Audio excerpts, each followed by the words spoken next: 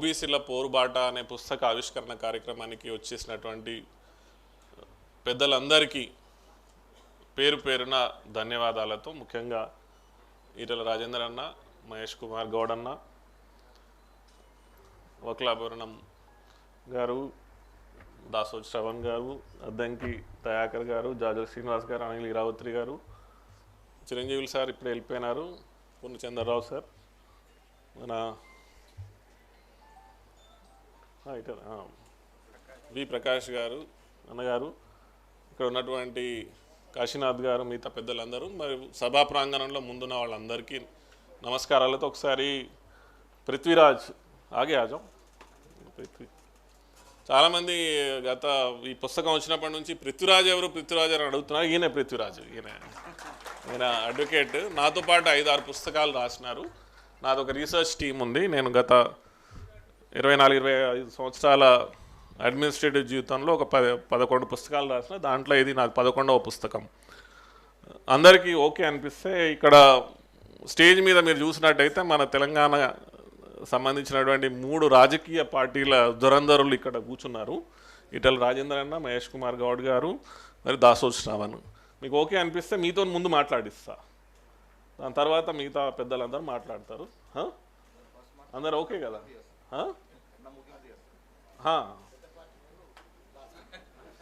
అరే మీరు మాట్లాడతారు, అందరికీ ఆమోదయోగ్యమే కదా? ఓకే. అందరినీ ఎందుకు పిలిచినారని మీరు అర్థం చేసుకోవాలి ఒకసారి. నేను ఒక ఐఏఎస్ ఆఫీసర్ని. ఇందాక పూర్ణచంద్రరావు గారు కూడా అన్నారు, ఇలాంటి పుస్తకాలు రాయడం, ముఖ్యంగా సర్వీస్లో ఉండి రాయడం అనేది కొంచెం అరుదు, కానీ రాయాలి. ఎందుకు రాయాలని అంటే మనం సమాజాన్ని, నేను కూడా ఒక ఐఏఎస్ ఆఫీసర్ని, సమాజంలో ఒక భాగమే. సమాజంలో భాగమైనప్పుడు మనము సమాజము ఏ దిశలో పోతున్నది అనేది చాలా ఇంపార్టెంట్. ఎందుకంటే ఐఏఎస్ ఆఫీసర్ని జనరల్గా వీళ్ళు ఇంటలెక్చువల్స్ అనే రకంగా చూస్తారు. కానీ ఇంటలెక్చువల్స్ అని అనుకున్నప్పుడు మరి మాకు కూడా కొంత ఆలోచనలు మా మెదడులో పెరుగుతూ ఉంటాయి. సమాజాన్ని చాలా దగ్గరగా చూస్తూ ఉంటాము. సమాజంతో చర్చించినప్పుడు, మాట్లాడినప్పుడు సమాజాన్ని సరి అయిన దిశలో తీసుకెళ్లాల్సినటువంటి అవసరం మా మీద కూడా ఉంటుంది. అలాంటప్పుడు ఇలాంటి రచనల ద్వారా మనము కేంద్ర ప్రభుత్వానికి, రాష్ట్ర ప్రభుత్వాలకి, నేను ఈ విషయాన్ని మధ్యలో ఒక పద్మశాలీల, అఖిల భారత పద్మశాలీల పెద్ద కార్యక్రమం జరిగినప్పుడు మన ఎగ్జిబిషన్ గ్రౌండ్స్లో పిలిచిండ్రు. వాళ్ళు పిలిచినప్పుడు గౌరవ ముఖ్యమంత్రి గారు ఉన్నప్పుడు వారి ముందు కూడా నేను ఈ విషయాన్ని ప్రస్తావించడం జరిగింది. చాలామంది ముఖ్యమంత్రులతో నేను పనిచేసినాను, ఆ అనుభవం ఉన్నది, పెద్దవాళ్ళతో కూడా మాట్లాడుతూ ఉంటాము. సో సమాజం ఏం ఆలోచిస్తున్నది, ముఖ్యంగా యువత ఏం ఆలోచిస్తున్నది అనే విషయాలు మనము ప్రభుత్వాలకి తెలియజేయాల్సినటువంటి అవసరం చాలా ఉన్నది. ఇక్కడ మీడియా మిత్రులు చాలామంది వచ్చినారు. ఈ మీడియా మిత్రుల ద్వారా కూడా ఈ సందేశాన్ని మేము చాలా స్పష్టంగా తీసుకెళ్లాల్సినటువంటి అవసరం ఉన్నది. ఎందుకంటే రాబోయే సమయంలో ఇప్పుడు మొన్న కేంద్ర ప్రభుత్వం తీసుకున్నటువంటి ఒక గొప్ప నిర్ణయం ఏదైతే ఉందో, జనగణనలో కులగణన. 1931 తర్వాత ఈ కులగణన చేయాలన్నటువంటిది సుమారు 100 సంవత్సరాల తర్వాత ఏదైతే నిర్ణయం తీసుకున్నారో, ఇది ఉట్టి నిర్ణయం కాదు, ఏదో నిర్ణయం కేంద్ర ప్రభుత్వం తీసుకున్నదని కాదు. ఇది ఏంటనంటే యావత్ భారతదేశ యువత మెదడులో, ముఖ్యంగా బీసీల మెదడులో ఎక్కడో దగ్గర వాళ్ళ మనసులో, అరే మా గురించి పట్టించుకుంటలేరే, ఈ ప్రభుత్వాలు మా గురించి ఎందుకు ఆలోచిస్తలేరు, మేము ఆర్థికంగా, సామాజికంగా, ముఖ్యంగా రాజకీయంగా వెనుకబడి ఉన్నటువంటి తరుణంలో. అండ్ చాలా ఇంపార్టెంట్, మనము ఇప్పుడు ఎస్సీ సప్లాన్ అని ఒకటి ఉంటుంది. ఎస్సీ సప్లాన్ అని ఉన్నప్పుడు అరే ఒక బీసీ సప్లాన్ ఎందుకు ఉండకూడదు, బీసీలు 60% ఉన్నటువంటి పాపులేషన్లా మా గురించి కనీసం ఆ బడ్జెట్ ఎందుకు కేటాయించరు అంటే ఇది చాలా స్పష్టంగా మనం అన్ని ప్రభుత్వాలలో చూస్తాం. ఏంటంటే ఒకటి బీసీ కమిషన్ అని, బీసీ కమిషనరేట్ అని ఒకటి ఉంటుంది. వాళ్ళకి ఒక బీసీ సంబంధించినటువంటి కొన్ని 2-3 స్కీమ్లు తయారు చేస్తారు. ఏంటి, ఉద్యోగ అవకాశాలు, సెల్ఫ్ ఎంప్లాయ్మెంట్ సంబంధించినవి. తూతూ మంత్రంగా ప్రభుత్వాలు అక్కడ బడ్జెట్ కేటాయించడం తప్పితే వాస్తవంగా అసలు ఆ బడ్జెట్లు ఉపయోగమే జరగదు. సో ఇవన్నీ ఎవరు చూస్తలేరా అంటే అందరు చూస్తాను, అందరు కళ్ళు పూసుకుంటాను. అందరూ చూస్తున్నారు, అందరూ ఎవరు మాట్లాడేటువంటిది మనం కనిపించడం లేదు. సో ఈ విషయాలు మెల్లమెల్లగా ఏమైతాయనంటే అది అంటే మంచి దట్టమైనటువంటి చెట్టు లోపటే పురుగులు తినుకుంటా పోతే ఏమవుతుంది, ఆ చెట్టు ఒక రోజు కుప్పగూలిపోతుంది.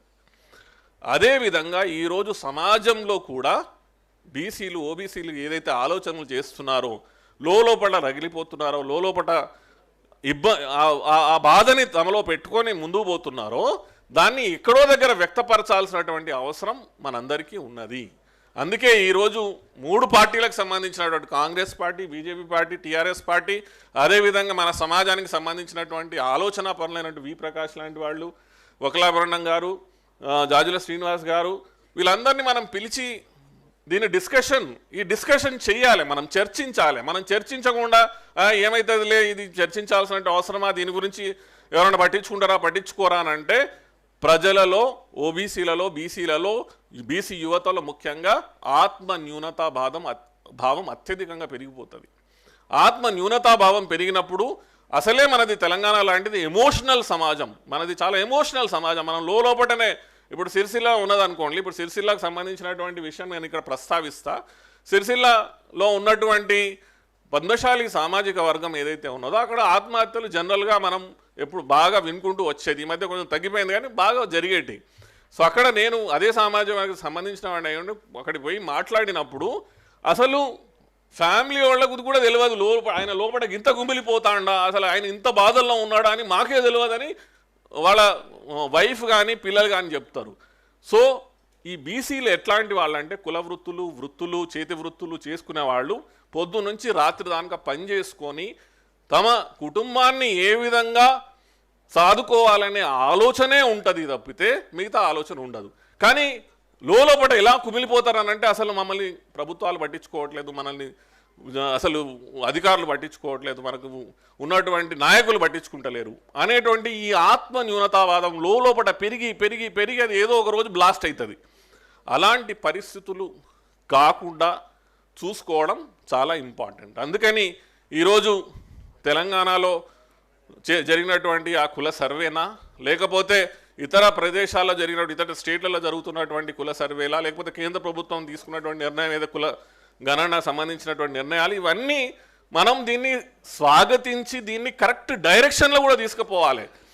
ఇది చాలామందికి ఏమనిపిస్తుంది అంటే ఇవాళ కులగణన జరుగుతుంది, ఇక రేపు కులగణన జరిగిన వెంటనే మొత్తం 50% ఉన్న రిజర్వేషన్ తీసుకుపోయి 65% చేస్తారు, 70% చేస్తారు. అసలు జనరల్ కాస్ట్ వాళ్ళు ఈ దేశంలో ఉండాలా లేదా అనేటువంటి అపోహలు, అనవసరమైనటువంటి మాటలు సృష్టించడం కూడా జరుగుతూ ఉన్నది. అందుకని సమాజానికి కరెక్ట్ డైరెక్షన్ చెప్పడం కూడా అవసరం.